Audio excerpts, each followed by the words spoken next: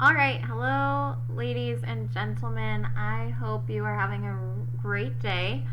So, at the start of the week, you should have been doing some practice with Punnett squares. And Punnett squares are a really great way to see the probability of inheriting certain traits. And you can use them to kind of figure out the genotypes that an individual will have. And then based on those genotypes, figuring out the phenotypes, the physical expression of those genes that they have. Well, that only works with one particular type of inheritance. So today we're going to talk about other types of inheritance that we might see, and in those situations, a Punnett square might not necessarily tell you the whole story. So, as we look at our types of inheritance, each of the alleles that we inherit from our parents has a specific way of interacting with other alleles. And we have seen this, right? We saw that dominant alleles will hide or mask recessive alleles. That is an interaction that those two alleles are having. For some traits, that means the resulting phenotype is unique in the offspring compared to the parents. We've seen this before as well, right? We saw that two heterozygous parents might be masking those recessive alleles, and they could potentially have a child that has that recessive trait. So we've kind of seen some of these things, but now we are going to see more complex. So sometimes this is actually called complex inheritance. We're going to call it just other types of inheritance. And this is kind of the fun, funky stuff. This is the stuff that I find really interesting. I think it's really cool. It's that added step. Sometimes Punnett squares are kind of like, blah, but this kind of adds that little spice, that little extra flavor to it. So the type of inheritance that you guys have been seeing and that you are familiar with now because of those Punnett squares is called complete dominance. So that is where only one dominant allele is needed to express the dominant phenotype.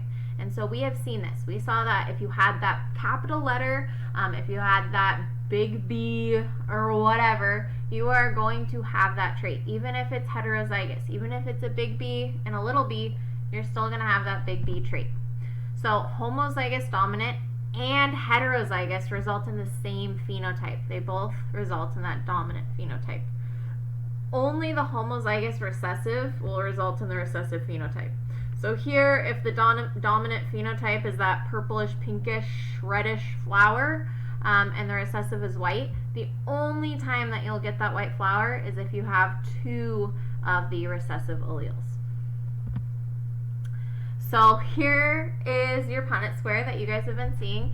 So here is the genotype for one of our parents.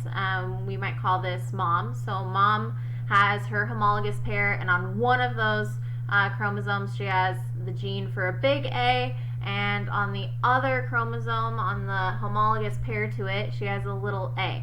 And then we might see dad's genotype, and we see he has a big A and a little a allele. And so in the process of meiosis, those things get segregated, right? The segregation of alleles, they get separated, they get pulled apart. And so we will do that over our Punnett square. So I will take the A and I'll move it there. I'll take that A, I'll put it over here. I'll take this A, move it to the side, and take that A, put it down here. And then you just feel the Punnett square. You pull this one over, you pull that one down, you pull that one over and this one down. We always write the capital letter first. This should all be a review. Same thing's true here. So we're going to pull the little a over, the big A down, capital letter goes first, and then we have the little a, little a. So for complete dominance, as long as it has one big A in its genotype, it will have that dominant trait. So if I think about immunity to poison ivy, which actually is a gene that we have alleles for this. If you have the dominant trait, you will be immune to poison ivy. Okay, so I don't suggest you go out and try this. I don't suggest you go rolling around in a field of poison ivy and see how you react, because you're like, oh, well, it's dominant, so I'm way more likely to have it. That's not necessarily true. So that's a huge misconception that people have, is that having a dominant allele, is more common in populations, which is not true. Another example of a dominant allele that is not more common is polydactyly, which actually means having extra fingers and toes, having more than 10 fingers and more than 10 toes. That is actually a dominant trait. But if you go around and you look at people, don't go around again staring at people's hands, but if you were to, you'd notice that most people have 10 fingers.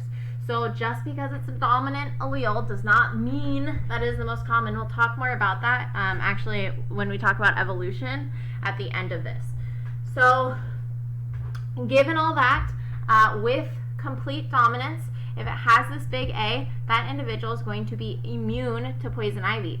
So if I look at this Punnett square, I would see that that individual, and that one are all immune to poison ivy, and the last individual actually is going to react to poison ivy. Okay? So if the parents both had that heterozygous makeup, that is sort of what the breakdown would be. You guys are hopefully overly familiar with Punnett squares by now, so that should have been relatively easy. So now we get to talk about the ones that aren't necessarily like that. Okay, so not everything is going to be a situation where it is complete dominance and it follows those nice perfect rules. The first one is going to be incomplete dominance. So if you think about that word and you ponder what it might mean, you'll see that it's actually where neither of the allele is truly dominant. In this situation, you are going to kind of get a blending of the two. So if you have a heterozygous individual, you're going to see that that heterozygous individual is going to be a unique phenotype. It's going to be different than if you had either of the homozygous individuals. So in this case, this is going to be one of those situations where you don't actually use the same letter in the sense that we were using, right? Where you could have like a big C and a little c, because that's how you demonstrate a dominant allele versus a recessive. In this case, you're going to use the same letter, but then you're going to have a different exponent. So one of the alleles is going to be red, so it's going to be color gene, and the allele, the variation, is going to be red, and so this individual is homozygous for red. The alternative that you could have, the other allele, would be a C, so for color, that gene, and the allele would be white. Okay, so in this case, this individual is homozygous for one of the alleles. This individual is homozygous for the other allele. If they were to be bred together, if they were to create an offspring together, that offspring would actually be, I'm waiting for that little bar to move away, that individual would actually be a blending of those two phenotypes. It is going to be a unique phenotype. So that would be a pink flower. It'd be a blending of the red and the white. And so you can see that heterozygous. So you can see at the bottom, I'm not going to hover my mouse over it because you might miss it, but it's going to be C, the color, and it's going to have a red allele, and it's going to have a white allele. And so in this case, even though it has, one of them, it's not going to be dominant. It will be a blending. Okay? Okay. The alternative is codominance. So in codominance, actually both alleles are dominant.